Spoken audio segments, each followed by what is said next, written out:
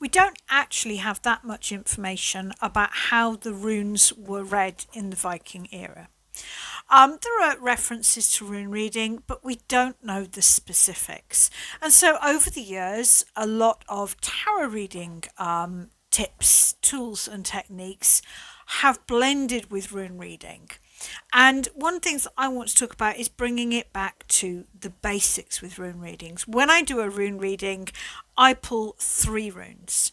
I pull one to represent Ud. She's the oldest of the Norns, and she represents everything that has passed. Then I pull a second rune.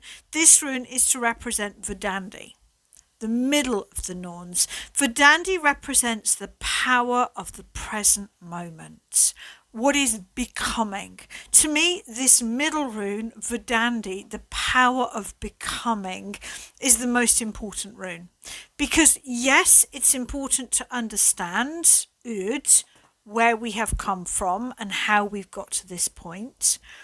But this point, the present moment, the becoming moment, is where we have the power. So when I get to the second rune, the Verdandi, the becoming rune, I also look at this as advice.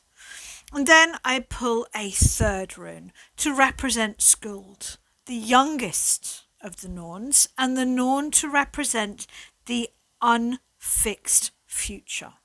I think it's really important to remember that the future is not fixed.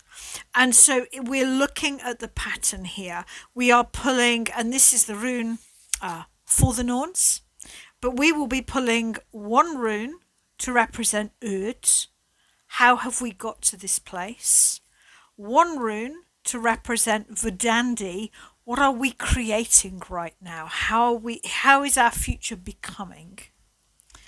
And one rune to represent Skuld, the as yet unformed future. Now, if you're using more complicated spreads, if you are blending I Ching or Tarot or any other wisdom tradition with your runes and it's working for you, then that's just great. Because at the end of the day, what matters is, are we getting a reading that is helpful to us or whoever we're reading for? But this is how I read the runes, and if you've seen any of my tarot spreads, this has hugely influenced how I read tarot as well.